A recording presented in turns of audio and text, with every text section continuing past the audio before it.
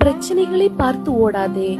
தென் தாமரைக்குளம் என்னும் ஊரில் தமிழரசி என்னும் பெயர் கொண்ட சிறுமி ஒருத்தி இருந்தாளாம். தமிழரசியின் பேச்சோ எப்போதுமே எதிர்மறை சிந்தை உடையதாகவே இருந்தது.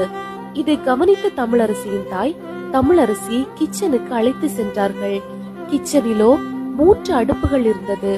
அந்த 3 அடுப்புகளிலும் ஒரே மாதிரியான 3 பாத்திரங்களை வைத்து சம அளவில் தண்ணீர் நிரப்பி கொதிக்க வைத்தார்கள். 3 பொருட்களை தமிழரசியின் தாய் தன் கையில் எடுத்து அதை அந்த தண்ணீரில் போடுமாறு கேட்டுக்கொண்டார்கள். அப்பொருட்களோ ஒன்று உருளைக்கிழங்கு, மற்றொன்று முட்டை, மற்றொன்று காஃபி கொட்டை. இம்மூன்று பொருட்களும் அத்தண்ணீரில் ஒரே நேரம் போடப்பட்டது. சற்று நேரத்திற்கு பிறகு இம்மூன்று பொருட்களும் வெளியே எடுக்கப்பட்டன. தமிழரசியின் தாயார் தமிழரசியிடம் இம்மூன்று பொருட்களையும் தொட்டு பார்க்க சொன்னாராம். உருளைக்கிழங்கினை தொட்டு பார்க்கும் போது அது சாஃப்டாக மாறியிருந்தது.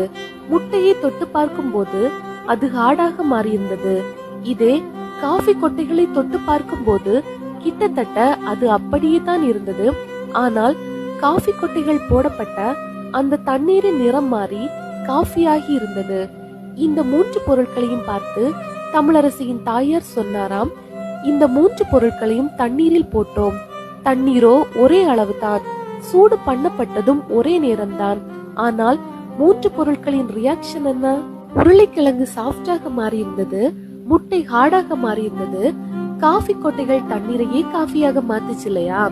அதே மாதிரிதான் மனிதர்களுக்கு பிரச்சனைகள் கொடுக்கப்படும் போது அவர்கள் எப்படி ரியாக்ட் பண்றாங்க என்பதை பொறுத்துதான் அவர்கள் வாழ்க்கை அமையும். இதுல நீ எதை மாதிரி இருக்க போறா? உருளைக்கிழங்கு மாதிரி பிரச்சனைகள் வரும்போது சாஃப்டாக போறியா, முட்டை மாதிரி ஹார்டாக போறியா, அல்லது காஃபி கொட்டைகள் மாதிரி பிரச்சனைகளையே உனக்கு சாதகமாக்க போறியா என்று கேட்டார்களாம். இவ்வுலகில் பிரச்சனைகள் இல்லாதவர்கள் யார்? காஃபி கொட்டைகள் போல பிரச்சனைகளை சாதகமாக மாற்ற இயலாவிடினும் உருளைக்கிழங்கினை போல உடைந்து போகாமல் இருக்க முயல்வோம். இடுக்கண் வருங்கால் நகுக, அதனை அடுத்தூர்வது அக்தொன்பதில்